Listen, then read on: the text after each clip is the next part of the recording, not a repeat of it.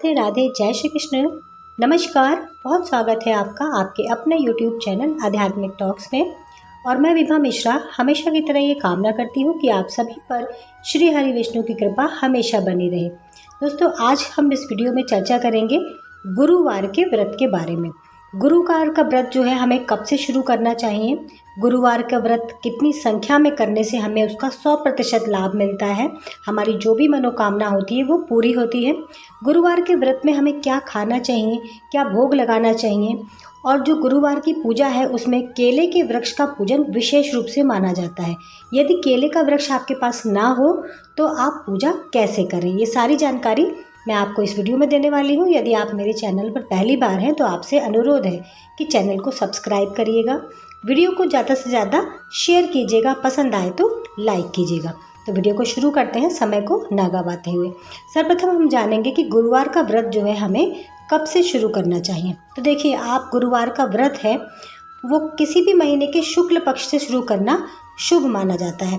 कहते हैं शुक्ल पक्ष जो होता है वो अच्छा पक्ष माना जाता है। तो इस शुक्ल पक्ष में जो भी गुरुवार हो उसमें आप रख सकते हैं, लेकिन आप साल में बस महीने में ये ज़रूर देख लें कि मलमास का साल ना हो, जिसे पुरुषोत्तम मास कहा जाता है।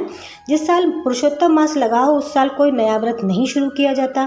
खरमास लगा हो, साल में 2 बार जो है वो खरमास लगता है, तो वो खरमास के महीने का आपको ध्यान रखना चाहिए। बाकी आप किसी भी गुरुवार से व्रत को शुरू कर सकते हैं। अब तो ये बात होगी कि कब से आप शुरू कर रहे हैं। जो है गुरुवार का व्रत जो है वो कई मनोकामनाओं के लिए माना जाता है। जैसे कि आपकी मान लीजिए आर्थिक तंगी है, पैसों का इनकम सोर्स नहीं है, तो उसके लिए भी गुरुवार का व्रत किया जाता है।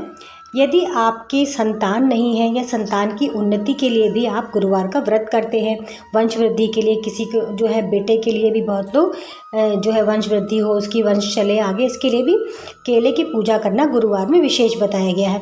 आपके बेटे और बेटी की जैसे मान लीजिए शादी नहीं हो रही है तो वो उनसे भी आप व्रत करा सकते हैं और आप खुद भी कर सकते हैं उनके लिए।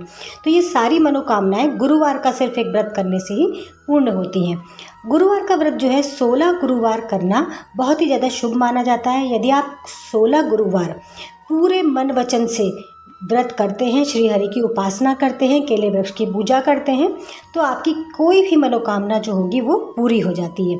तो 16 गुरुवार आपको व्रत करना है।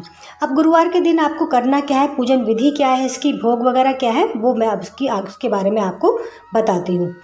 गुरुवार के दिन जैसे कि आप हमेशा उठते हैं, सुबह में उठिए, लेकिन कोशिश कीजिए कि जिस दिन आप व्रत रखते हैं उस दिन आप ब्रह्म मुहूर्त में उठें, यानी कि सूर्योदय के साथ उठें या थोड़ा सा पहले उठ जाएं। स्नान आदि करने के बाद इस दिन पीले वस्त्र का विशेष महत्व बताया गया है। आप पीले कपड़े धारण करें। जब आप पूजन करें तो आपका आसन भी यदि पीला हो तो बहुत ही ज़्यादा श्रेष्ठ माना जाता है।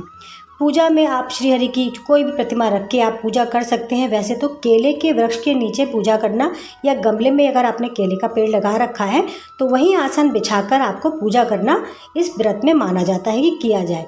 लेकिन यदि आपके पास केले का पेड़ नहीं है तो क्या करें।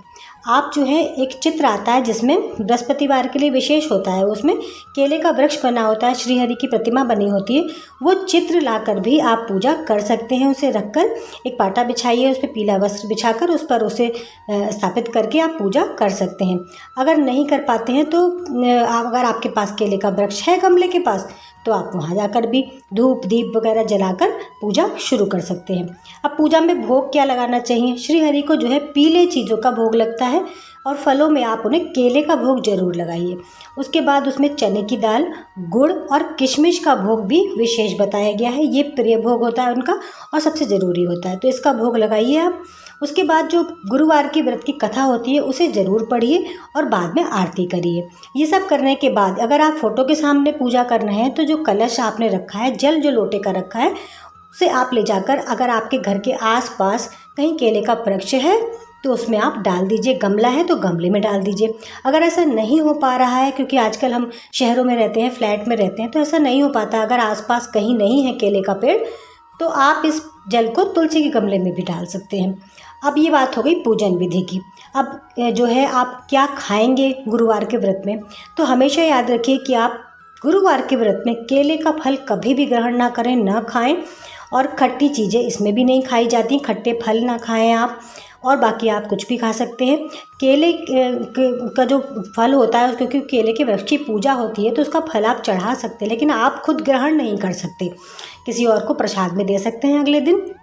उसके बाद जो है आपको जो ध्यान देना है कि गुरुवार के व्रत में आप एक बार अनाज जो है ग्रहण कर सकते हैं, शाम को आपको खाना चाहिए।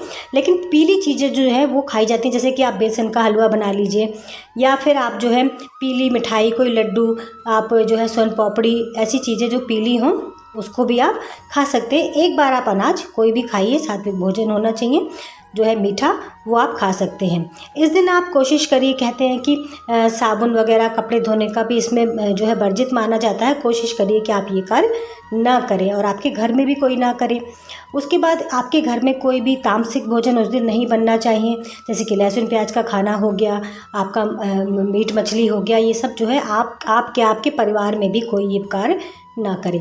यदि आपकी मनोकामना आप चाहते हैं कि जल्द से जल्द पूरी हो, तो जब तक आप गुरुवार का व्रत रख रहे हैं तो आप भी जो है ये तामसिक चीज़ों का न लें। ऐसा नहीं है कि आप गुरुवार का व्रत कर रहे हैं तो आप उसी दिन इन चीज़ों को ना खाएं, लहसुन प्याज या मीट मछली, जो भी नॉनवेज वगैरह है। आपको ये, जब तक ये व्रत आपकी मनोकामना पूरी नहीं होती है 16 गुरुवार, आपको ये चीज़ें नहीं खानी चाहिए। तो ये कुछ नियम है गुरुवार के व्रत के लिए। अगर आप पूरी निष्ठा भाव से करते हैं तो आपकी कितनी भी बड़ी बड़ी मनोकामना हो, बड़ी से बड़ी, श्री हरि की कृपा से आपकी वो पूरी हो जाती है। मैं आशा करती हूँ ये जानकारी आपके लिए लाभकारी होगी। वीडियो सुनने का आपका बहुत बहुत आभार। राधे राधे, जय श्री कृष्ण।